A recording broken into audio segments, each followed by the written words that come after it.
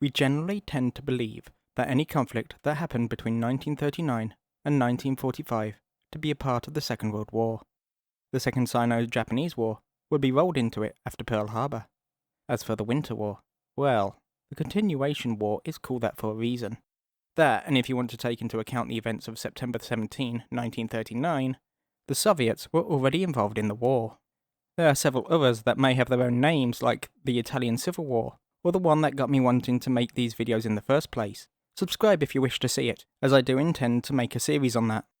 These, and a few others I also have on my list of topics, are merely on the periphery of the war, and therefore still a part of it. But there is one that was completely isolate from World War II. Far away from the action, on the northwest coast of South America, two nations claim control of a large swath of sparsely inhabited rainforest. So join me on this expedition to find the lost conflict of the early 1940s, a journey that will take us through the inhospitable jungles of Ecuador. Or is it Peru? We will see. Welcome to Guerra del 41, the War of 41. There have been many wars, campaigns, and battles fought throughout history. Many have become famous, their tales retold over and over again across all forms of media. But many more are forgotten in the archives, footnotes to another, or just simply lost to the chaos of time. It is here, from down the back of history's sofa, I bring you these neglected stories. Welcome to Thrifty History.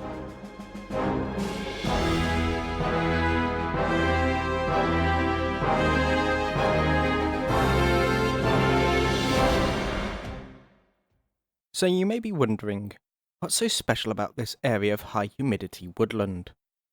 Other than a few aspects we'll cover later, when we get down to the peace negotiations, not a lot. Not at the time, at least.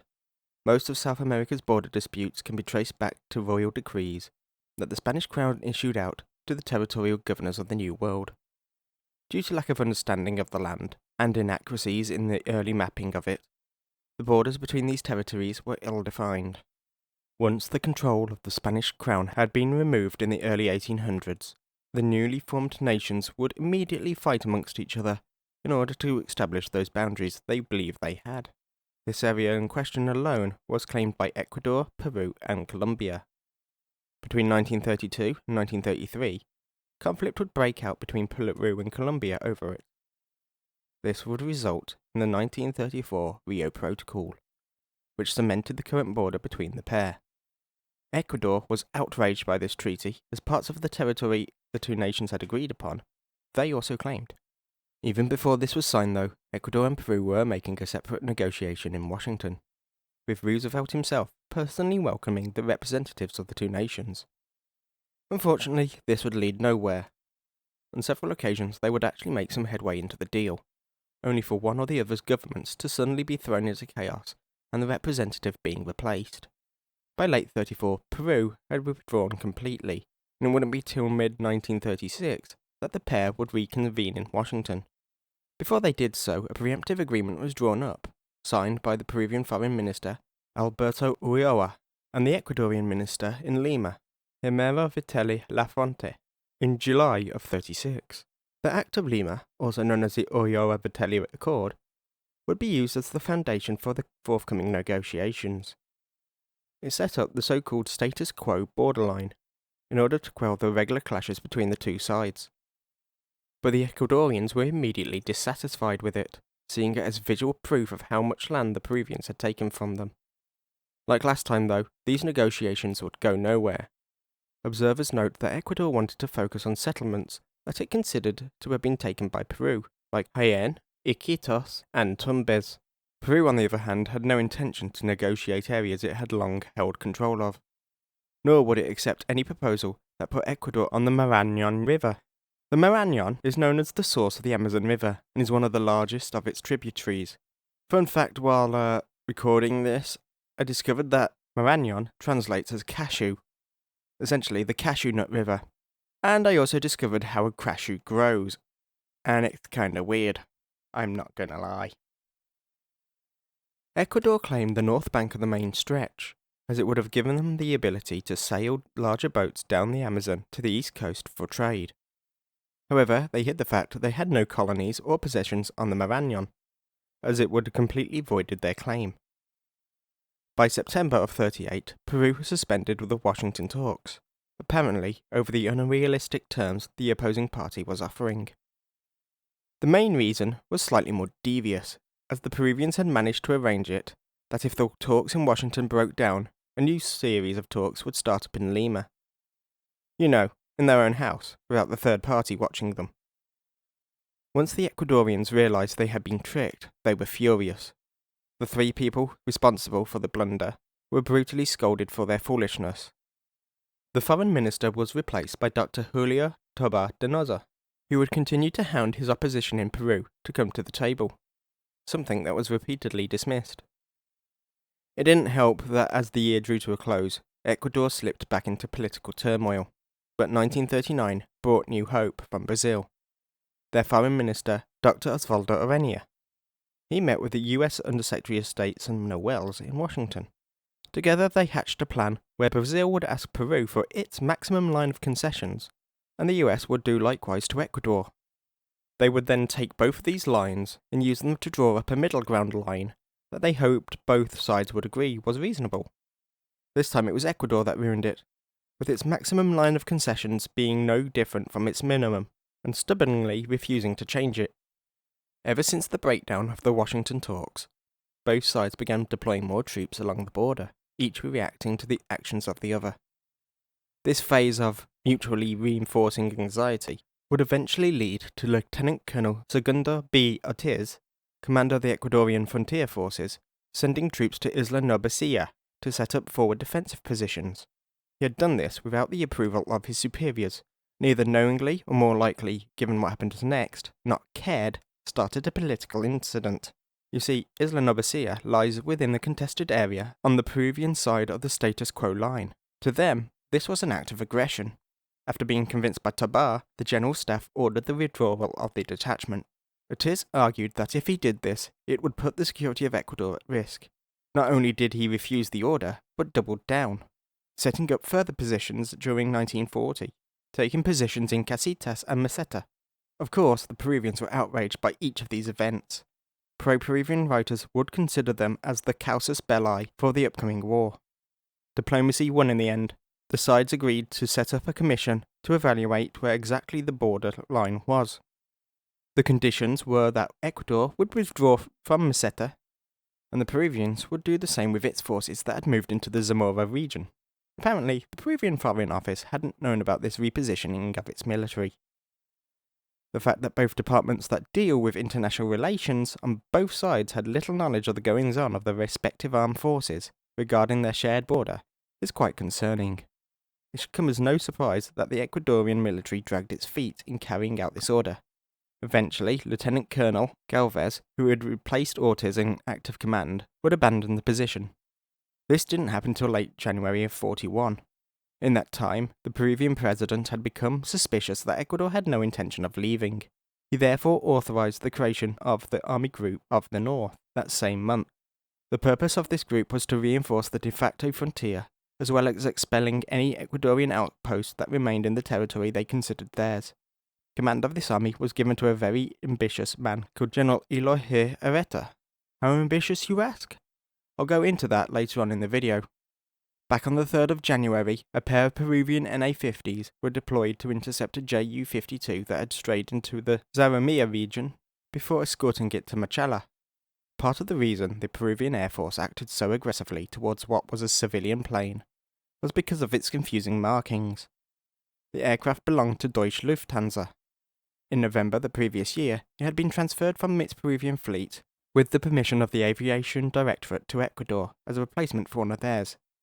Due to this being a temporary role for the said aircraft, the company didn't do a thorough job of readying it for its new position. They repainted the tail in Ecuadorian colours, but didn't touch the Peruvian registration under the wings. In what would become known as the Lufthansa incident, the flight was supposed to go from Guayaquil to Loja, following the coast south before turning east. I can only assume the navigator misjudged how far south they were before they made the turn. Whatever the case, it caused an uproar between the pair. Ecuador and the Ecuadorian Society of Air Transportation, SEDETA, the subsidiary of Lufthansa that the aircraft had been loaned to, were outraged that Peru had sent military aircraft after them and into its territory. The The Peruvians' reaction was to initially fine Lufthansa for allowing the incursion when the aircraft was sporting such a confusing livery. This would later evolve into the Supreme Resolution of the 20th of March 41. This entailed the Peruvians reducing the company's permit from 3 years to 90 days, and that each flight would require an officer of the Peruvian Aviation Corps to be on board. Eventually, the 2 remaining Ju-52s in Peru would be seized and pressed into service. This incident, and the many others that had happened over the last few years, further fueled the nationalistic fervour of their respective populations. In Ecuador, exacerbated by sensationalist media, came calls for action. This put pressure on Dr. Talara, who had been keeping an eye on the Peruvian forces building up on the border. With this knowledge of the situation, he attempted to subdue these jingoistic calls, but this only made him a target for the media's animosity. On top of this, he had to contend with a government filled with military leaders, who were calling for the Foreign Office to break diplomatic relations with their southern neighbour. Aware that such an action would only lead to conflict, and not wanting to be the one responsible for what he thought would be a disaster for his nation, he resigned. At least he tried to. President Ulloa-Viteri refused it, leaving poor Talara stuck in the unenviable position. There were a final 2 attempts to avoid war with diplomacy. First was by Talara sending out messages to every American republic requesting their assistance in the matter. Again, it would be the Brazilian Foreign Minister, Helion, with Wells backing, who would take the lead in the operation. Peru's position on the matter was unwavering, though, leaving little room for negotiations. When their ambassador in Washington met with Sumner Welles, he made 5 points that Welles described as very negative in character. Nothing would become of this, though. The Peruvian Congress heavily opposed the idea of collective action. Talara would try again in early April, only to have his words misconstrued by Peru. Then in May, a new hope arose in the form of Guillermo Roth, Foreign Minister of Argentina. He called for a new combined effort of Argentina, Brazil, and the United States to avert the looming conflict. Together, they offered the pair their friendly services. Talara jumped at this opportunity, and Peru agreed that it would accept good offices. Now this may sound promising, but either advertently or inadvertently, this wording would bring the whole thing grinding to a halt. To the South American nations, good offices meant a limited role in any future arbitration, essentially what Peru had wanted every other time. The US, on the other hand, ignored it as a discrepancy in the wording, and would therefore take a rather intrusive approach that would discomfort the Peruvians. As a result, the whole plan would backfire for the US, souring the already strained relations between them and Peru. The Peruvian press went on a campaign against the US, alleging that they were offering military assistance to Ecuador, along with Coast Guard vessels, in payment for the allowance to build naval bases on the Galapagos Islands. Whilst this latter part would later become reality, it was only after the war here had ended, and only to counter the threat of Japanese subs attacking the Panama Canal. Wells would remain resolute, despite the Peruvian media's persecution. However, Helion believed it to be more advantageous not to pursue Peru so heavily, knowing it would only push them away. This disagreement on what approach the tripartite should take to mediate the issue only caused proceedings to stall for another month. On the 5th of July, the first shots rang out, and so began the war. Since the end of hostilities of the Leticia crisis back in 1933, the Peruvians had made great efforts to improve their armed forces. Spearheaded by General Oscar Benavides, their ranks would double in size by 1941, now numbering over 16,000 men. On top of this, they would purchase tons of new and surplus equipment, dressing their troops in old French uniforms with Adrian helmets. I couldn't discern whether or not this referred to the Great War era Horizon Blue or the later khaki, as sources differ. They were armed with Gewehr 98 rifles, or a later Czech or Belgian variant. They also had access to a number of Czech-made ZB light machine guns, having bought over 1,200 of the VZ-30 between 1932 and 1938. For artillery support, the Peruvians acquired a number of Italian Model 37 75mm guns, in addition to the French 75s they already had. They also had a small number of 105mm howitzers, the make of which is reported as either French or Czech. These would be towed by the Czech-built T6 artillery tractors that they had got at the same time as their big new toys. You see, Peru was one of the few South American nations to have tanks, having purchased 24 Czechoslovakian LTPs. Known as the Tanque Ligera 3839M in Peruvian service, the LTP was an early version of the LT-VZ-38, more commonly known as the Panzer 38T, built for export, sporting a 37mm main gun and a VZ-53 heavy machine gun in the turret, as well as a lighter VZ-30 in the hull. At the time of its arrival, it was the most advanced armoured fighting vehicle in South America.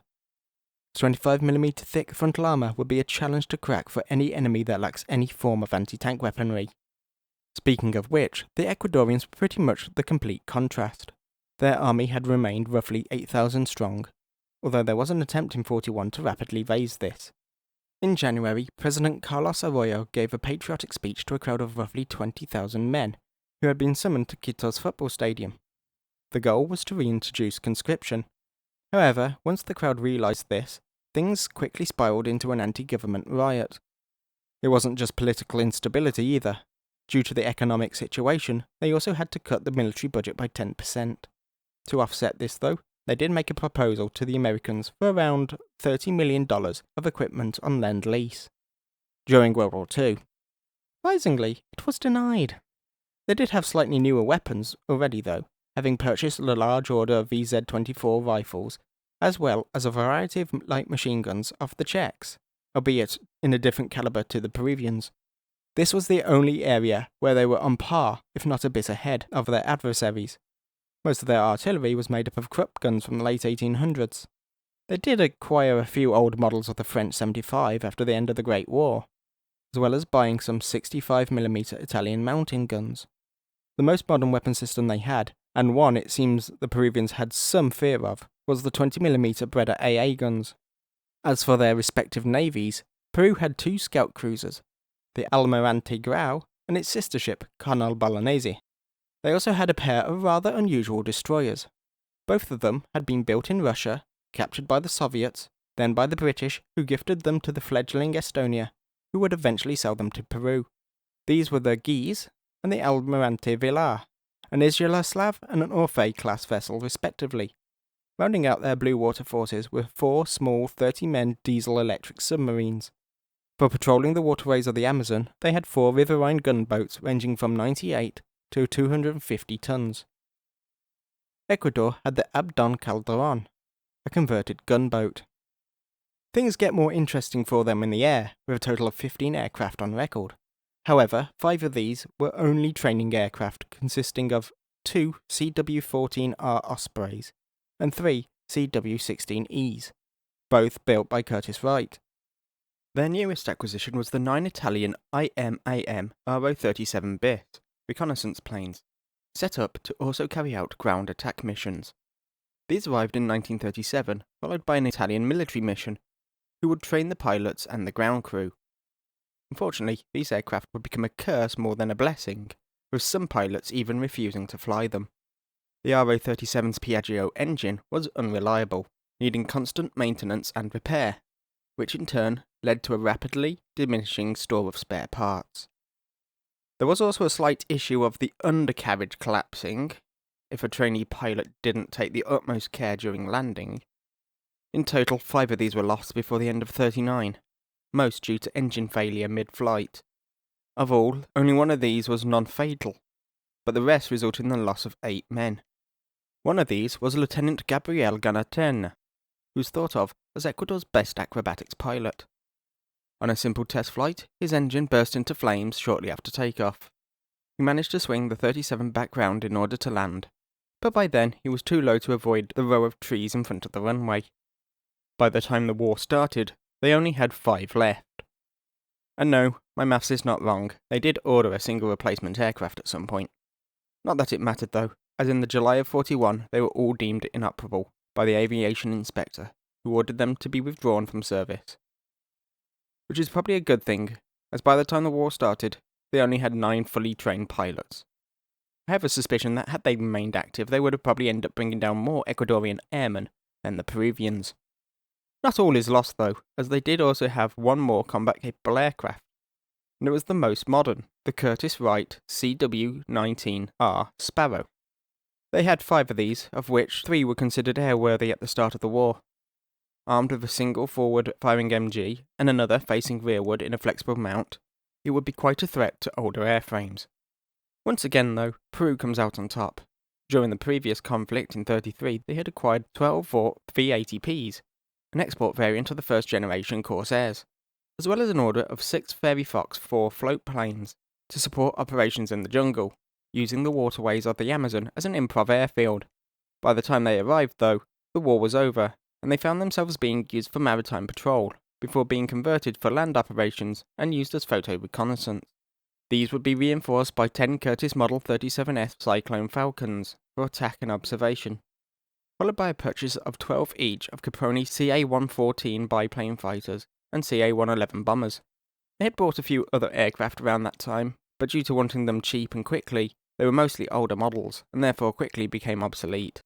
In fact, they had been in such a rush to get these aircraft that it had resulted in the 111 fiasco, as to meet the tight time frame of the order, Caproni had sent them several aircraft from the Reggio Aeronautica.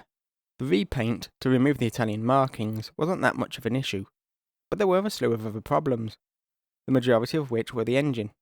In an effort to sort out these troublesome bombers, they would have them upgraded with more powerful yet lighter engines as part of a deal to purchase 6 CA-135s.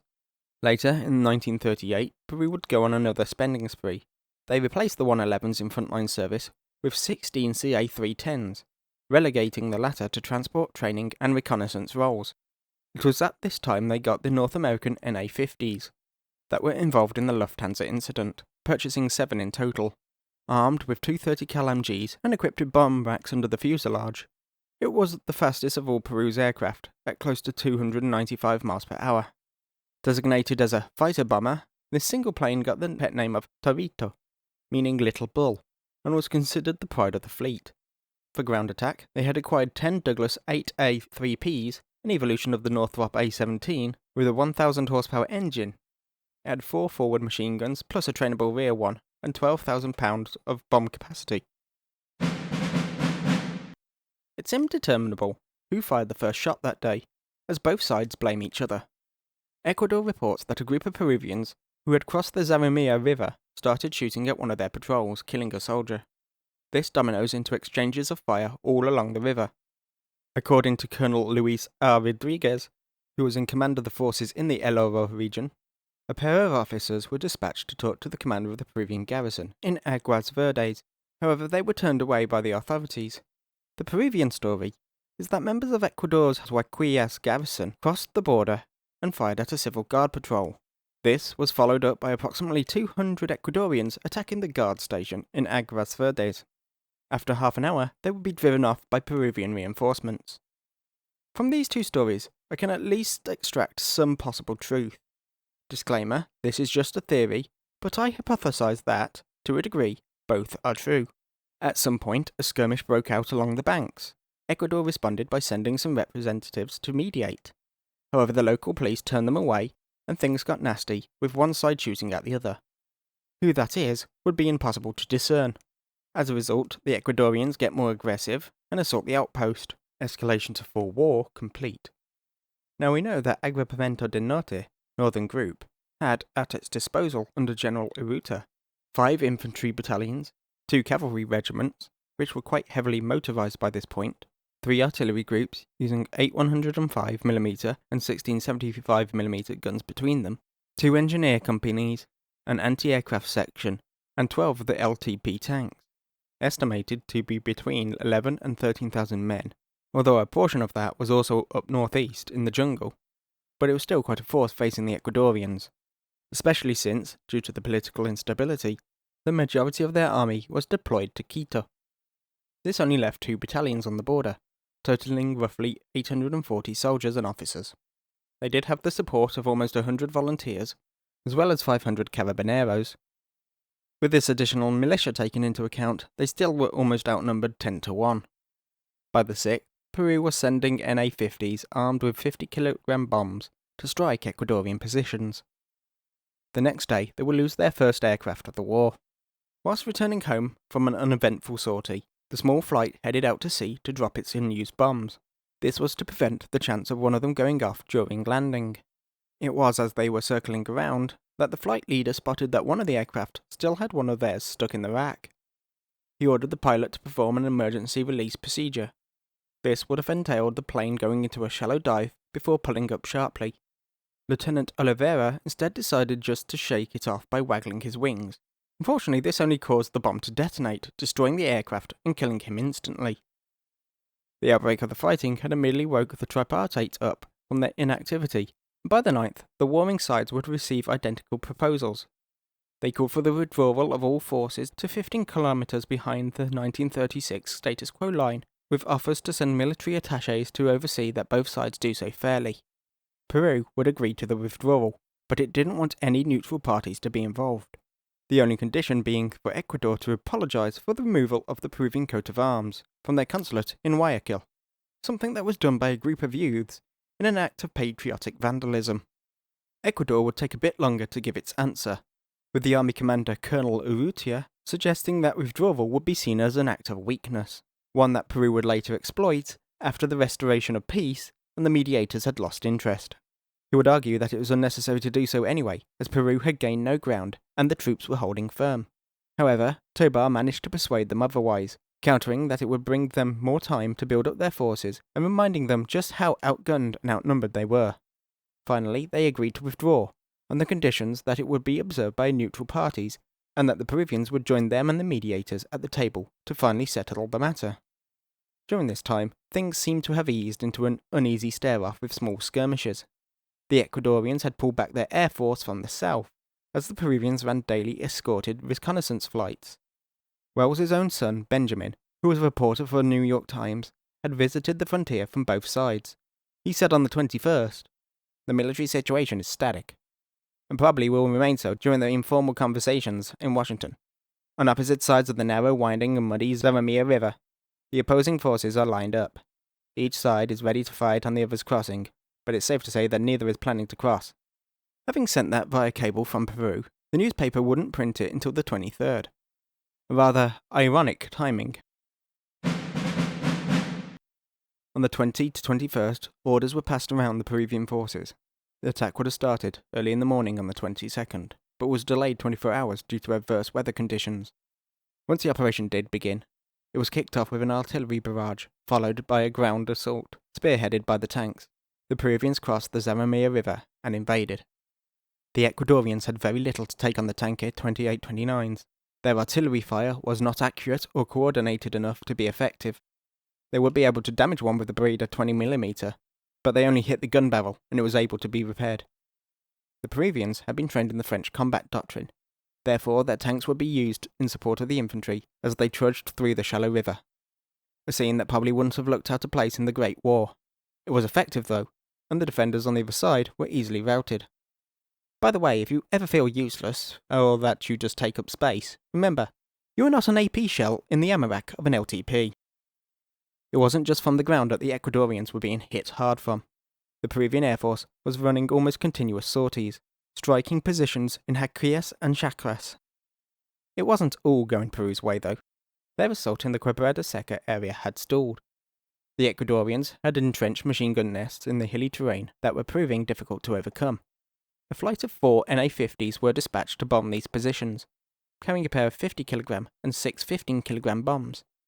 Due to the low cloud cover in the surrounding hills, the attack had to come in from a shallow dive to deliver their payload. And it is here that the Peruvians discovered that those dastardly Ecuadorians had positioned the majority of their Breda AA guns, one of which got a lucky hit on the plane of Jose E. Quinones, setting it on fire. Brave Jose did not parachute out of his stricken steed, choosing to sacrifice himself for the good of his nation. He guided his burning aircraft round and slammed it into the wicked AA nest, taking it out, saving his comrades, and becoming a legendary hero of Peru. Or, you could believe the Ecuadorian accounts, that there were no AA guns there, that it was some chap called Lieutenant Daniel Estrada with a VZ-30 that shot him down, or that he crashed about 100 metres short of the position. On a more serious note, Quinones did become a Peruvian national hero due to this tale of patriotic sacrifice, with the status being written into law in 1966. Following his death, he would be promoted to Air Force Captain, an airport would be named after him, and his face would appear on banknotes in the 90s. Nowadays, even Peruvian historians consider the story to be heavily embellished. Oh, and any Peruvians watching this, don't worry, Ecuador will get this treatment too. Whatever the truth may be, the squadron would return and conduct a second sortie without further loss. Over the next few days, the Peruvian advance would continue, as would the bombing campaign. Off the coast on the 25th, the first and only real naval engagement was about to get underway. The BAE Abdon Calderon was on its way back to Guayaquil after escorting supply vessels to Puerto Bolivar. It was just after 11 a.m. that a ship was spotted and an attempt was made to head it off. As the two ships got closer, Captain Rafael Moran Van Verde realized something. It was a Peruvian ship. The BAP Amarante Villar had deviously slipped into Ecuadorian waters, and it had spotted them. The two ships would exchange fire, turning around as they did so. After a 21-minute duel, the Amarante Villar knew it was beaten, having been struck several times, and retreated back to its home in Callao. Captain Moran would receive the highest naval award for his gallantry. Unless you want to believe the Peruvians hadn't been hit at all, although that would explain how it continued operating in the area until October.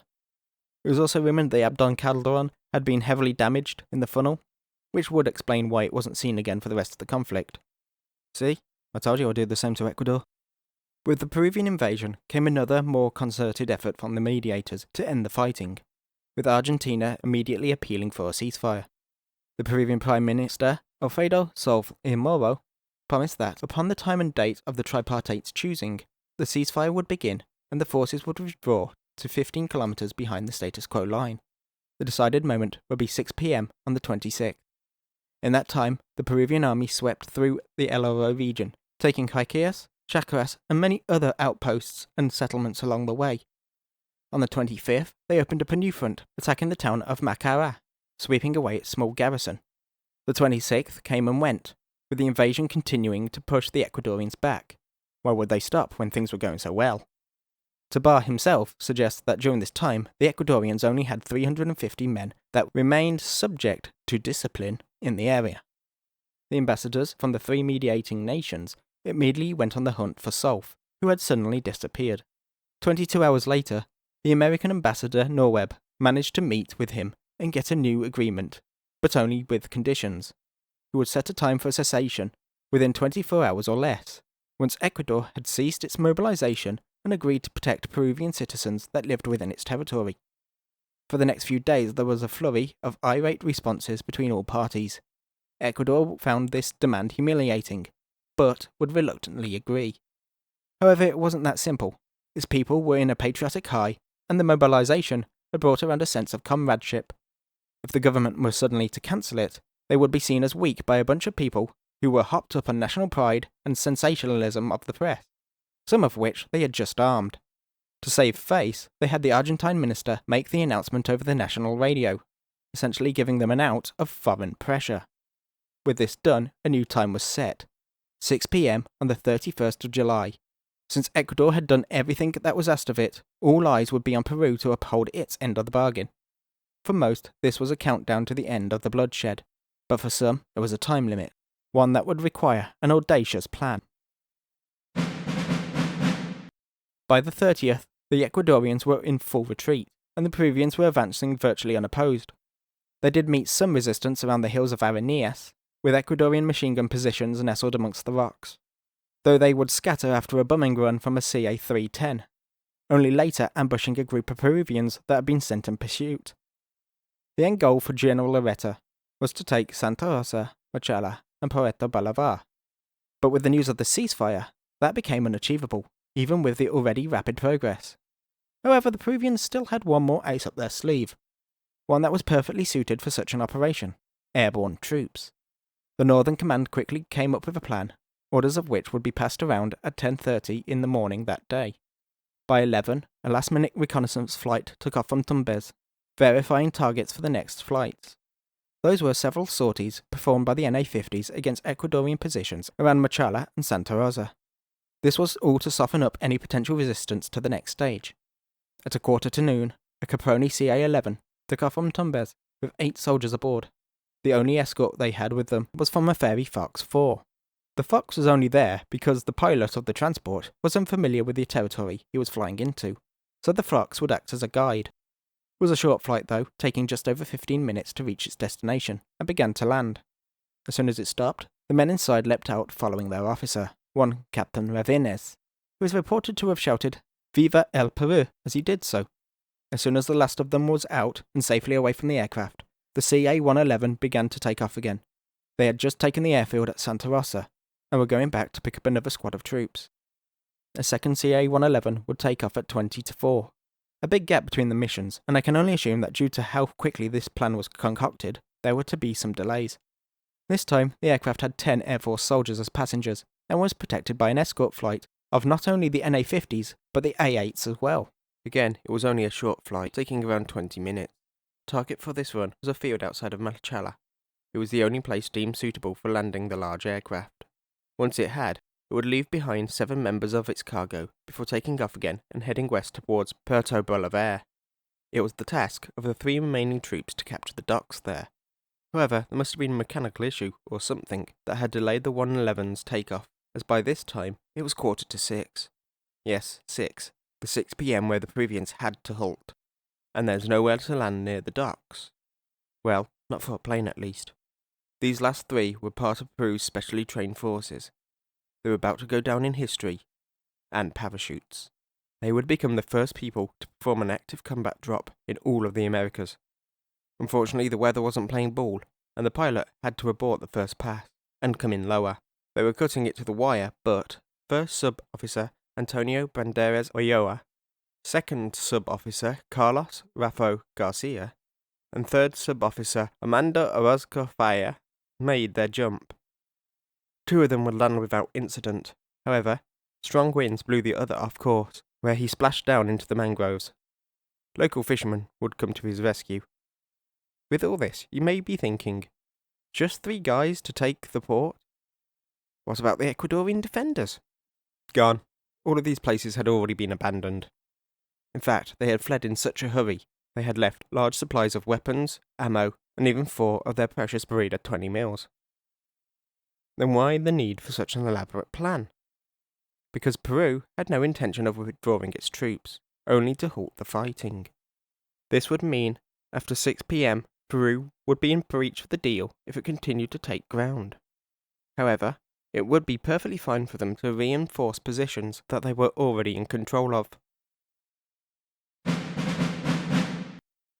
The ceasefire did take hold in El Oro, other than the odd ambush of Peruvian forces by Ecuadorian partisans. But deep in the Amazon, the fight continues, with small skirmishes between the widely dispersed groups of jungle fighters. In the first week of August, the Peruvians pushed westward to take control of the Yaupi and the Santiago rivers.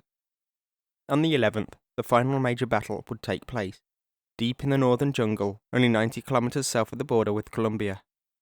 At the meeting point of the Aguarico and Napo rivers, sat the outposts of Roqueforte and Cabo Pantoja. Each belonged to Ecuador and Peru respectively, and each manned by more than a company of soldiers. In the early hours of the morning, the 2 positions, separated by the river, with only a small bridge connected them, erupted into hostilities.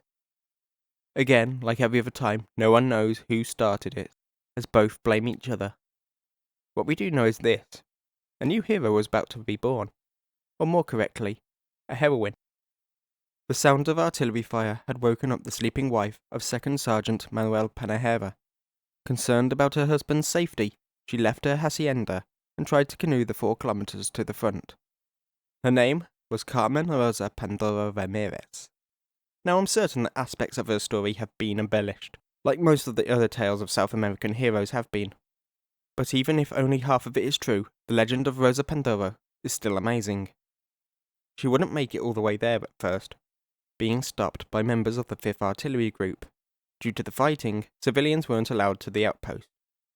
However, Rosa knew the jungle well, and slipped away from them, cutting through the Amazon to reach Cabo Pantoja.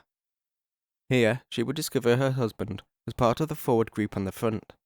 Taking a uniform to disguise herself, Rosa would make her way there and eventually find him. At first, she went about attending the wounded. That would later include her spouse, who was shot in the arm. After bandaging his wound with a bit of his uniform, she takes up a rifle and joins the fight. Some tales say she did this earlier, fighting alongside him, and when he was hit, she flew into a rage firing wildly at the Ecuadorians. Not only that, but she and her injured marido would lead the advance together, with her urging on the rest of the company. Whilst that sounds like the ultimate power couple move, I would take a liberal seasoning of salt with that part. After several hours of combat, Peru would capture Rocafuerte, taking a number of prisoners.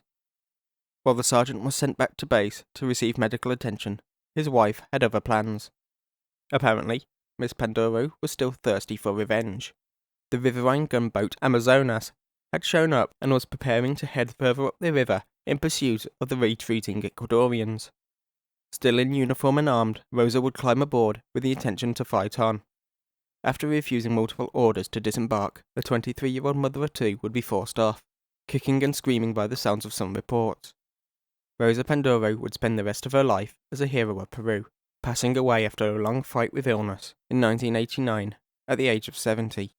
Her legacy lives on, as in 2014, Peru would rename their northernmost region after her. Over the course of the rest of August to the end of September, Peru would continue to take territory in the Amazon, pushing up the Rio Protocol. In El Oro, groups of Ecuadorians would ambush Peruvian patrols. As a response, Peru would send in airstrikes in retaliation. The military observers of the mediating nations would offer a solution to finally end the fighting.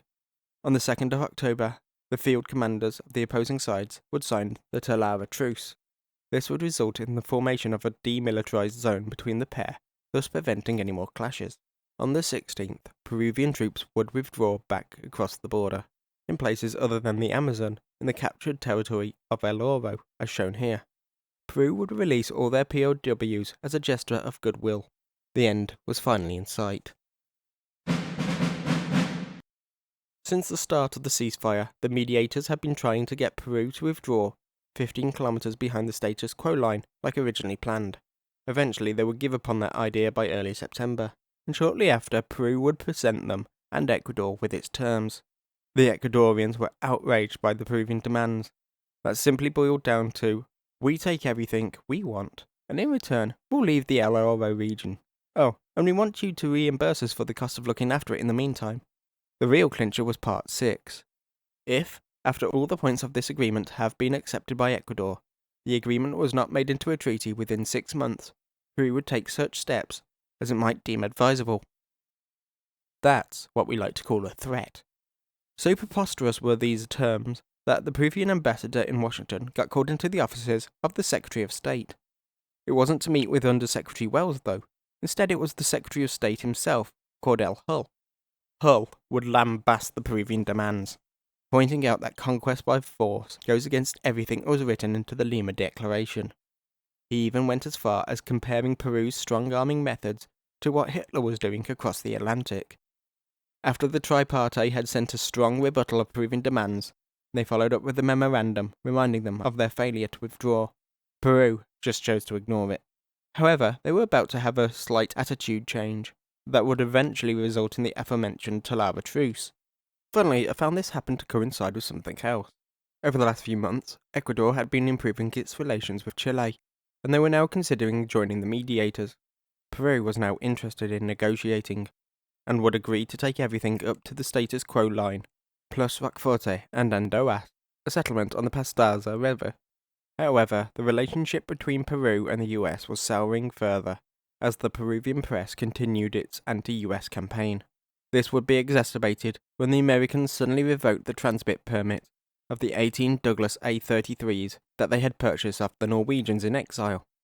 It was now, on the 4th of December, that the tripartite proposed that Chile should be brought into the mediation group. Of course, Ecuador agreed immediately, but Peru didn't give its go-ahead till the 5th of January 42. The only reason I can comprehend for this delay was that they initially had to rethink their plans if Chile was to be involved. Then, 3 days later, the whole political situation changed suddenly, with the attack on Pearl Harbor and the US now actively at war. Here, I believe Peru took a step back to analyze the situation and see if the Americans would reduce or withdraw their cooperation in the group of friendly powers. Switching from the preservation of peace to one of rallying Pan-American support against the Japanese, the US didn't let the global war distract it from bringing an end to this one. considering its conclusion to be in the best interests and therefore a priority. Whilst the subject of the Japanese is here, let me take this moment to talk about the Japanese volunteers fighting for Peru. There wasn't any. It was just sensationalized by the Ecuadorian media that Japanese mercenaries were working for the enemy. This wasn't after Pearl either. They had been running stories like this since the start of the invasion. There is some truth to support this fabrication. Beaten only by Brazil, Peru has the second largest population of ethnic Japanese. Despite the racial tensions at the time, some of the second-generation Peruvian-born Japanese did join the army and were deployed to the Zaramia offensive. It was these men that the Ecuadorians would have seen, and because of their ethnic distinctness, would misinterpret as not being Peruvians. Right, with that myth put to bed, where was I? Oh yes, America had just doubled down. It was proposed that the warring parties should base their border negotiations around the original 1936 status quo line, and that Peru should withdraw its troops behind said line. Again, Ecuador would accept this, but Peru would insist that the Ecuadorians adopt that line as their maximum aspiration, whilst presenting their maximum line based on the areas that they currently occupied. Realising that Peru wasn't going to accept these terms and wanting things to be in place for the upcoming Rio conference, Arana drew up a new line to use as the basis of negotiation. This new line, later known as the Arana line, was basically what Peru had proposed earlier, the status quo with the addition of the other two areas. There was one problem with this solution that he proposed. It was a completely independent move. At no point had he consulted his opposites in Argentina or the United States, and the solution grated on Wells. He saw it as rewarding the conquerors and went against the ideals of peaceful settlement. However, he would reluctantly agree that it would suffice given the current world situation, with the US not wanting to risk weakening its relations with Peru any further at this critical moment. Brazil would be at the front when it came to moderating the negotiations. On the 15th of January 1942, the Rio Conference began, and immediately the peace process hit a rocky start. Peru had accepted Arana's proposal, and would use this line as its base. However, they were actively thwarting any attempts for the situation between them and Ecuador from being talked about at the event. The few nations that had put in a request for the topic to be on the agenda would find it rejected, the organisers knowing that the Peruvians would leave if they approved it. This is all we know on their side of things, as not much of their activities from this time have been made public. This is in stark contrast to the Ecuadorians, who we have multiple sources for. They were also making threats to withdraw from the proceedings, being unwilling to start negotiations unless Peru withdrew its forces. Dr. Tabar would have a pair of private meetings, a rather heated one with Arana, and later a more sympathetic but firm one with Wells. Despite their different approaches, they made the same warning. With the world situation as it is, this would be the mediator's final attempt. Despite the US desire for Pan-American solidarity in the face of the Axis threat, the squabbles between two minor powers in the South bore nothing in the grand scheme of things. If an agreement could not be reached before the end of the convention, Ecuador would be left to deal with Peru alone. Given how little negotiation power they had, Tabar was advised that sacrifices would have to be made in order to end the war. Of course, he already knew this was the reality he faced, but he would have to receive permission from his superiors to sign off on any agreement first. This would take several days to arrive, but eventually he got the go-ahead from Quito. The only condition was that he do everything he could to retain access to the Marañón River. His team immediately got to work drawing up a proposal with this in mind, and on the 21st they presented it to Arana and Wells. The two were pleased that things were beginning to progress, but Arana did note that Peru had turned down all other proposals that put Ecuador on the Marañón. After a brief hiatus of a few days, Peru brought Arana its counter-proposal, which was just the same as before. With Peru being stubborn and Ecuador trying everything it could to avoid what some would see as the inevitable, the end of the conference was near. The Ecuadorians suggested that they'd carry things over to the next one in Buenos Aires, but Peru wanted it to happen here. As it was, on the 28th of January, the mediators presented the Ecuadorian minister to Brazil with what they had managed to squeeze out the Peruvians. To their disappointment, the Marañón was denied to them. Now you may be wondering why Ecuador really wants to be on this river, specifically between the mouths of the Rio Santiago and the Morona. Economics. If Ecuador could set up a port there, it could ferry goods down the river, into the Amazon, and all the way to the Brazilian ports on the Atlantic. This would be quicker than sailing the goods down around Cape Horn, cheaper thanks to not having to pay the Panama Canal tariffs. They had attempted several times to set this up, but for one reason or another it had failed. In fact, they had no settlements or military outposts on it at this time, and that's why they would lose it, because Peru did. For the rest of the afternoon, Ariana would be running back and forth between the two delegations, acting as a middleman. Through this, the Ecuadorians had managed to make small gains in certain areas, mostly in the north. Eventually, Ariana had to leave. With Brazil being the host nation, it was his job to oversee the closing session. This left Tobar alone, with an incredibly difficult decision to make: sign away a part of his nation and its future economic prospects, or leave it to suffer whatever fate Peru had in store for it. It was no secret that General Ureta had plans to march on Guayaquil. He saw that he hadn't really got a choice. He would sign, head to the conference room, and Arana would close out with the announcement that peace had been achieved. This was just a draft of the deal, though. At 10 p.m, the two delegations would come together for the first time in this whole process. We know that Sumner Wells was there, but I wouldn't be surprised if Arana and possibly other mediators were there too. Details were hashed out, T's were crossed, and I's dotted. Finally, at 2 a.m. on the 29th, the Rio Protocol of 1942 was signed and the war was over. By the 12th of February, the last of Peru's army had withdrawn from Ecuador. The Ecuadorians themselves protested against the result of the treaty, but it would still be ratified by Congress. Dr. Tobar Donoso would resign shortly after. In years to come, he would be arrested, declared a traitor, and eventually, in 1965, be elected to president of the Ecuadorian Supreme Court. Yeah, he was that good. He just got dealt a bad hand, one that would haunt him for the rest of his life. Despite the support of his colleagues and students, he knew the currently ruling junta would never allow it, so he declined the position. Demarcation would begin pretty quickly, but it would take over 8 years to complete. For the jungles, the teams would be sent out to map the new border. Due to some misunderstandings of the geography, there were several mishaps that had to be mediated. One of these lost Ecuador even more land due to the discovery of a new branching fork of one of the rivers. But all these areas were relatively easy in comparison to the Cordillera de Condor and the Santiago Zamora area. The mountainous terrain, covered in thick jungle, was practically impossible to map from the ground. Instead, they got the assistance of the US Air Force in order to produce an aerial map. However, this wouldn't work out though. Dense and near-perpetual cloud cover rendered the usual method of photography useless, and more experimental methods like radar had to be brought in.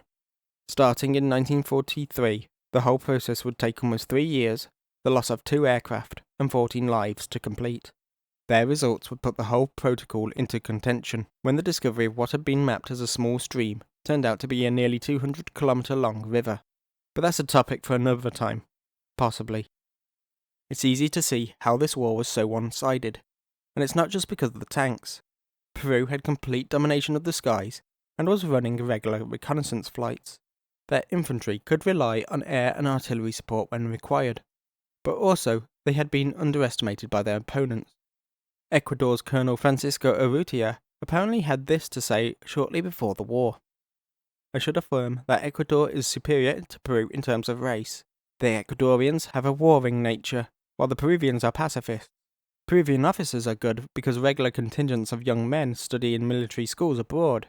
Consequently, the Peruvian general staff is effective and well trained, but the troops are inferior to those of Ecuador. It was noted by many of Ecuador's commanders after the signing of the deal that they were in no position to continue the fight. They had now reached something like 16,000 troops thanks to the mobilization, but they had almost no training, and the sudden influx had left everything completely disorganized. Some of you may be thinking, whose fault is this? Now it could vary depending on the source, but many have seemed to blame Peru. I, however, went into this neutral, believing that both had an equal share in the blame. Now Ecuador was stubbornly clinging to territories that it had no occupation of, was rampant with chauvinism, and its commanders were beset by jingoistic delusions. However, so was Peru. Over time, my opinion on the matter saw a shift to a more 70-30 split, with Peru being responsible. However, I now believe this is mostly the work of one individual. You remember that I said that General Ureta was an ambitious man? Well, if what I found in my research is right, about what Ureta says in his book he wrote on the campaign, then he didn't write a history, but a confession. It had been his plan since the beginning to punish Ecuador for setting up those forward bases in what was considered Peruvian territory. He hoped that when he attacked those bases to push them out, the Ecuadorians would respond, and then he would go on a counter-offensive by invading.